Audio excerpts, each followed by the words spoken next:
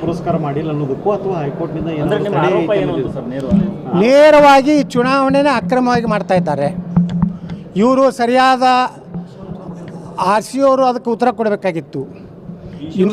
ನಮ್ಮ D C ಅವರು ಏನೋ ಉತ್ತರ ಡಿ ಸಿ ಅವರು ರೀಜನಲ್ ಕಮಿಷನರ್ಗೆ ಪತ್ರ ಬರ್ದಾರ, ಹಿಂಗೆ ಅವರು ಮನವಿ ಕೊಟ್ಟಾರ, ಹಿಂಗೆ ಅವರೊಬ್ಬ ಸದಸ್ಯರು ಇದು ಆಗ್ಯಾರ, ಅದಕ್ಕೆ ಮುಂದೂಡಬೇಕಂತ ತಮ್ಮ ಅವಗಾಹನೆಗಾಗಿ ತರ್ತೀನಿ ಅಂತ ಡಿ ಸಿ ಅವ್ರು ಬರ್ತಾರೆ.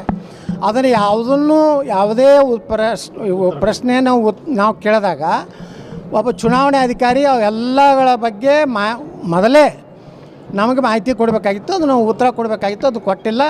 ಅದಕ್ಕೆ ಆರ್ ಸಿ ಅವರು ಒನ್ ಸೈಡು ಏಕಪಕ್ಷೀಯವಾಗಿ ಈ ಚುನಾವಣೆಗೆ ಕಾಂಗ್ರೆಸ್ ಪಕ್ಷಕ್ಕೆ ಅನುಕೂಲ ಮಾಡಲಿಕ್ಕೆ ಈ ಒಂದು ಚುನಾವಣೆಯಲ್ಲಿ ಅಕ್ರಮ ನೇರವಾಗಿ ಈ ಚುನಾವಣೆನೇ ಅಕ್ರಮವಾಗಿ ಮಾಡ್ತಾ ಇದ್ದಾರೆ.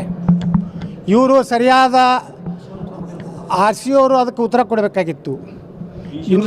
ನಮ್ಮ ಡಿ ಸಿ ಅವರು ಏನೋ ಉತ್ತರ ಡಿ ಸಿ ಅವರು ರೀಜನಲ್ ಕಮಿಷನರ್ಗೆ ಪತ್ರ ಬರ್ದಾರ, ಹಿಂಗೆ ಅವರು ಮನವಿ ಕೊಟ್ಟಾರ, ಹಿಂಗೆ ಅವರೊಬ್ಬ ಸದಸ್ಯರು ಇದು ಆಗ್ಯಾರ, ಅದಕ್ಕೆ ಮುಂದೂಡಬೇಕಂತ ತಮ್ಮ ಅವಗಾಹನೆಗಾಗಿ ತರ್ತೀನಿ ಅಂತ ಡಿ ಸಿ ಅವ್ರು ಬರ್ತಾರೆ. ಅದನ್ನು ಯಾವುದೇ ಪ್ರಶ್ನೆ ನಾವು ಕೇಳಿದಾಗ ಒಬ್ಬ ಚುನಾವಣೆ ಅಧಿಕಾರಿ ಅವೆಲ್ಲಗಳ ಬಗ್ಗೆ ಮೊದಲೇ ನಮಗೆ ಮಾಹಿತಿ ಕೊಡಬೇಕಾಗಿತ್ತು, ಅದು ನಾವು ಉತ್ತರ ಕೊಡಬೇಕಾಗಿತ್ತು, ಅದು ಕೊಟ್ಟಿಲ್ಲ. ಅದಕ್ಕೆ ಆರ್ ಸಿ ಅವರು ಒನ್ ಸೈಡು ಏಕಪಕ್ಷೀಯವಾಗಿ ಈ ಚುನಾವಣೆಗೆ ಕಾಂಗ್ರೆಸ್ ಪಕ್ಷಕ್ಕೆ ಅನುಕೂಲ ಮಾಡಲಿಕ್ಕೆ ಈ ಒಂದು ಚುನಾವಣೆಯಲ್ಲಿ ಅಕ್ರಮ ಹಾಂ ಅಲ್ಲ ಗ್ರೀನ್ ಸಿಗ್ನಲ್ ಕೊಡೋಕ್ಕಿಂತ ಮೊದಲೇ ಹೆಂಗೆ ಹೈಕೋರ್ಟ್ನಾಗಿದ್ದಾಗ ಇವರು ಚುನಾವಣೆ ಘೋಷಣೆ ಮಾಡಿದ್ರು.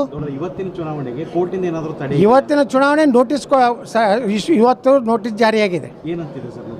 ಈ ಒಂದು ಚುನಾವಣೆ ಪ್ರಕ್ರಿಯೆ ಬಗ್ಗೆ ನೋಟಿಸನ್ನು ಇವತ್ತು ಹೈಕೋರ್ಟು ಮುಂಜಾನೆ ಕಲಬುರಗಿ ಪೀಠ ಇವತ್ತು ನೋಟಿಸ್ ಜಾರಿ ಮಾಡಿದೆ.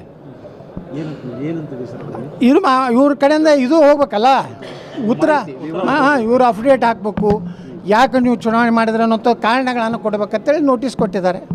ಆದರೆ ಅವ್ರು ದಿಢೀರನೇ ಇವತ್ತು ಈ ಚುನಾವಣೆ ಮಾಡಿ ಒಂದು ರೀತಿ ಈ ಒಂದು ಚುನಾವಣೆ ಅಕ್ರಮ ಅಂತೇಳಿ ನಾವು ಇವತ್ತು ಎಲ್ಲರೂ ಬಹಿಷ್ಕಾರ ಮಾಡಿದ್ವಿ. ಸರ್ಕಾರದ ಇರ್ತೈತ್ರಿ, ಮತ್ತೆ ಯಾರ್ದು ಇರ್ತೈತೆ ಅನ್ನ ಏನ ಅಲ್ಲಿನೂ ಕೇಂದ್ರ ಸರ್ಕಾರ ಇರ್ತೈತೆ ತಿಳ್ಕೊಂಡ್ರೆ ನೋಡ ಹೈಕೋರ್ಟ್ನಾಗ ಈಗ ನಡೆದಿದೆ ಏನು ಬರ್ತೈತೆ ನೋಡೋಣ.